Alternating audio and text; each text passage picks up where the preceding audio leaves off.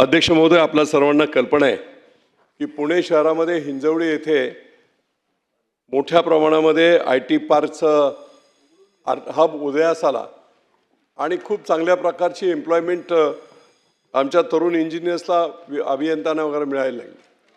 परंतु गेल्या 7-8 वर्षामध्ये ट्रॅफिक कंजेशन एवढं मोठं झालं, आपणही त्या विभागातून येत आहे की त्याच्यामुळे मोठमोठ्या कंपन्या या परराज्यामध्ये जाऊ लागल्या, बँगलोरसारख्या ठिकाणी जाऊ लागल्या.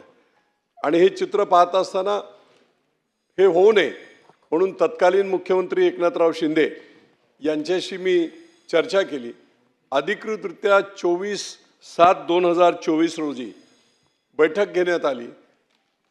पूर्ण प्रधान सचिवांपासून MIDCच्या सर्व अधिकाऱ्यांपासून महसूलच्या लोकांपासून आणि मुख्यमंत्री महोदयांनी त्वरित माझ्या पुरंदर मतदारसंघामध्ये असणारी जवळजवळ 1450 एकर जागा, जी एअरपोर्टपासून 3 ते 4 किलोमीटर आहे, जिथे कनेक्टिव्हिटी एकदम फास्ट आहे, 35 मिनिटात मुंबईतून पुण्यातून तुम्ही तिथे जाऊ शकता. पाणी उपलब्ध आहे प्रचंड. महाराष्ट्रात एवढं पाणी इंडस्ट्रीसाठी उपलब्ध नाही, एवढं पाणी माझ्या पलीकडचं जे क्लस्टर आहे खडकवासल्याच्या पलीकडचं वीर देवधर वगैरे त्याच्यातून पाणी उपलब्ध आहे. एअर कनेक्टिव्हिटी, नवीन एअरपोर्ट तिथे होतं, रेल्वे कनेक्टिव्हिटी आहे. त्यावेळी मला वाटत नाही की इतकं चांगलं वातावरण IT पार्कसाठी दुसरीकडे कुठे आहे. आणि म्हणून मी ती विनंती केली होती, ती मुख्यमंत्री महोदयांनी मान्य केली आणि तशा प्रकारचे इन्स्ट्रक्शन 24ला दिले गेले, 24 जुलै 2024ला. तदनंतर 3/10/25ला माननीय मुख्यमंत्री उद्योगमंत्र्यांनी सुद्धा बैठक घेतली आणि या संबंधातला अहवाल बारामती RO यांनी ताबडतोब डिपार्टमेंटला द्यावा असं कळवलं.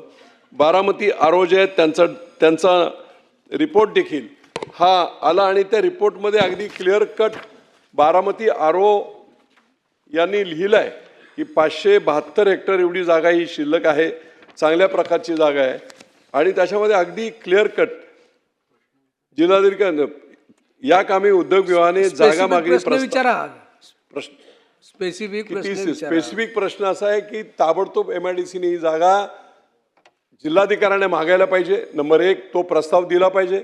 नंबर 2 कमीत कमी वेळामध्ये याचं भूसंपादन आणि संपूर्ण प्रक्रिया करत इन्फ्रास्ट्रक्चर निर्मितीसाठी ताबडतोब सुरुवात केली पाहिजे. शासनाने अधिकृतरित्या पुरंदरला IT पार्क होणार हे देखील प्रस्ताव आज जाहीर करावा अशी माझी विनंती आहे. आणि त्यानुसार जलद गतीने वॉर फुटिंगवर, युद्ध पातळीवर ही सर्व कामं करत किती दिवसामध्ये फिजिकल काम सुरू होईल या बाबतीतलं उत्तर द्या. धन्यवाद. गायरांची जागा ही आणि गायरांची जागा उद्योगासाठी, मंत्री महोदय, गायरांची जागा उद्योगांसाठी रोजगार निर्मितीसाठी देऊ शकतो याचे MIDC CEOंना मी 2 सुप्रीम कोर्टाच्या ऑर्डर दिलेले आहेत. पब्लिक पर्पजसाठी देता येते आणि MIDC साठी विशेषतः देता येते. अशा 2 मी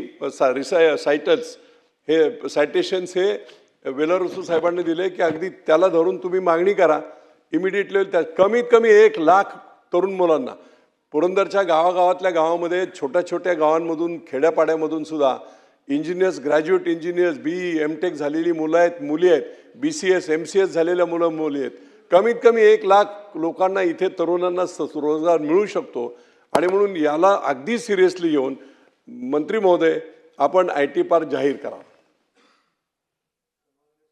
विजय बापूंनी जो मुद्दा IT पार्कच्या संदर्भात या ठिकाणी मांडला आहे त्याच्यावर सविस्तर आणि सक्षम उत्तर आमच्या राज्यमंत्र्यांनी या ठिकाणी दिलेलं आहे. परंतु IT पार्क जाहीर करण्यामध्ये कुठेही अडचण नाही. आजच आपण सभागृहामध्ये निर्णय घेऊ की त्या ठिकाणी IT पार्क केला जाईल.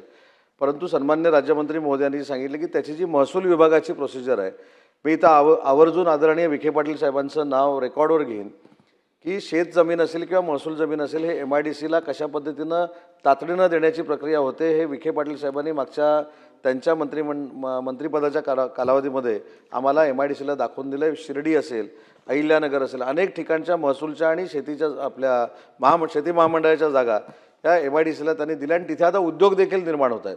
त्याच्यामुळे विजय बापू, तुमची ही मागणी वैयक्तिक नाही तर पुण्याच्या विकासासाठी आहे, IT पार्कसाठी आहे. तो IT पार्क नक्की त्या ठिकाणी केला जाईल आणि जेवढ्या जलद गतीनं महसूलची ही जागा आमच्याकडे घेण्यासाठी जी कारवाई करायची असते ती कारवाई आम्ही नक्की करू.